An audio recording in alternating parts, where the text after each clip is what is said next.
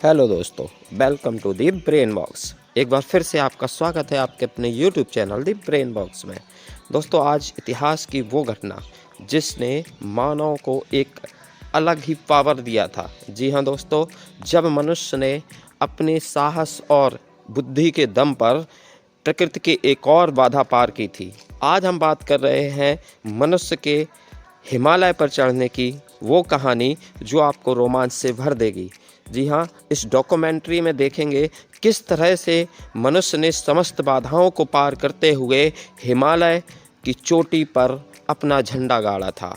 जी हाँ दोस्तों, हिमालय यानी कि विश्व का सबसे ऊंचा पर्वत और उसकी चोटी माउंट एवरेस्ट। आज हम बात कर रहे हैं उस यात्रा की जिसने मनुष्य को प्रकृति के आगे एक और जीत दर्ज करने का अवसर प्रदान किया था।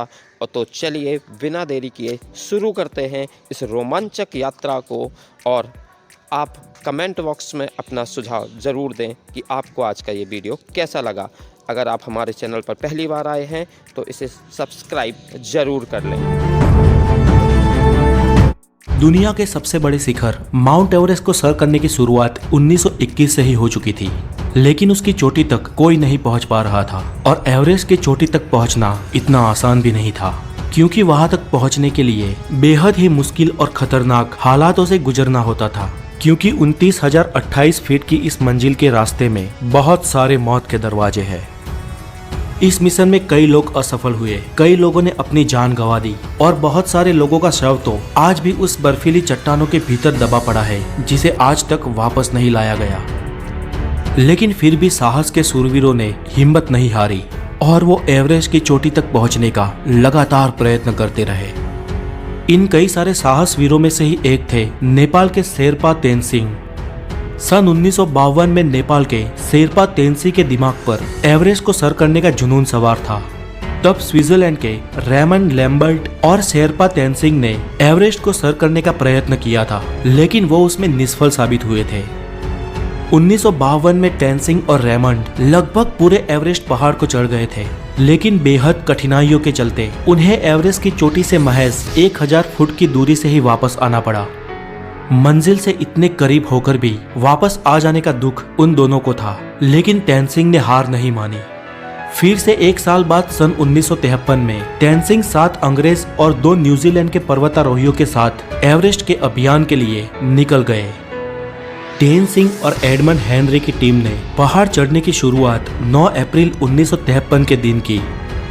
बर्फीले रास्ते, माइनस में टेम्परेचर, हिम नदी, कभी भी टूट पड़ने वाली शिलाएं और बर्फीली खाइयों के बीच वो लोग एक के बाद एक कैंप बनाकर अपनी मंजिल के करीब बढ़ते रहे।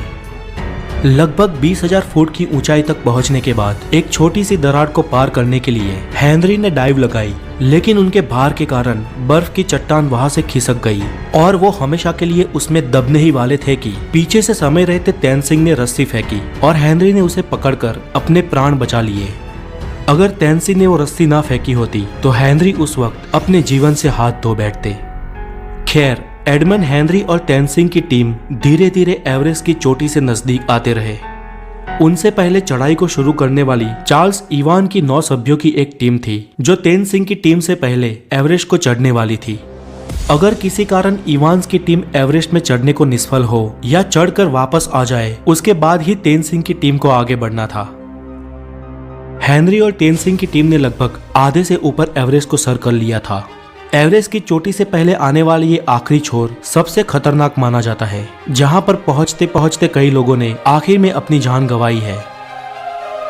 एक तरफ इवान्स की टीम इनसे पहले आगे बढ़ रही थी और 26 मई के दिन माउंट एवरेस्ट के शिखर से वो लोग सिर्फ 300 फुट की दूरी पर थे। लेकिन इवान्स और उनके साथी बहुत थक चुके थे। उनके शरीर ने जवाब दे दिया था। उनमें अब एक कदम भी आगे बढ़ाने का हौसला नहीं था और वो चोटी से सिर्फ 300 फीट की दूरी पर वापस लौट गए। यहाँ पर इतिहास किसी और के नाम पे ही लिखा जाने वाला था। इवान्स की टीम के पीछे लौटते ही अब तेनसिंह और हेनरी की टीम को आगे बढ़ना था। रात में सोने के बाद सुबह तेनसिंह और उनकी टीम ने अपनी मंजिल की तरफ कदम बढ़ाए। तापमान -27 डिग्री सेल्सियस था। परिस्थिति बहुत कठिन थी, फिर भी इन साहसिकों ने हिम्मत नहीं हारी। वो कुदरत और अपने शरीर की कठिनाइयों का सामना करते करते एक के बाद एक कदम आगे बढ़ाते गए और सुबह के 9 बजे वो लोग दक्षिण शिखर तक पहुंचे। धीरे धीरे ऑक्सीजन खत्म हो रहा था और अब उनके पास उतना ऑक्सीजन भी नहीं था कि वो इस पूरे अभियान को ठीक से खत्म कर सके।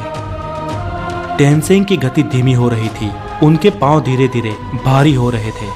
कुछ यही हाल हैलरी का भी था।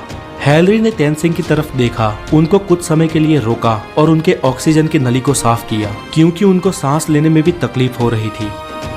वो लोग एक के बाद एक ऐसी आने वाली कठिनाइयों को मार देते रहे और अपने कदम एवरेस्ट की चोटी तक बढ़ाते रहे।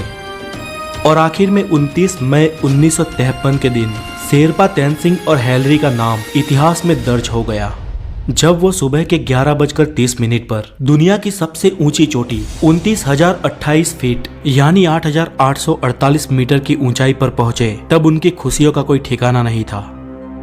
ये एवरेस्ट की चोटी के कुछ रियल वीडियोस है जो किसी भी इंसान को मंत्रमुग्ध करते हैं। इस तरह विश्व के लिए दुर्गम एवरेस्ट का शिखर नेपाल के शेरपा तेनसिंग और न्यूजीलैंड के एडमंड हिलेरी ने सर कर लिया और इस तरह इंसानियत ने और एक कुदरती विषमता को परास्त कर दिया। आज के लिए इतना ही, और अगर आपको ये डॉक्यूमेंट्री अच्छी लगी हो तो इसे हो सके उतने शेयर और लाइक करें।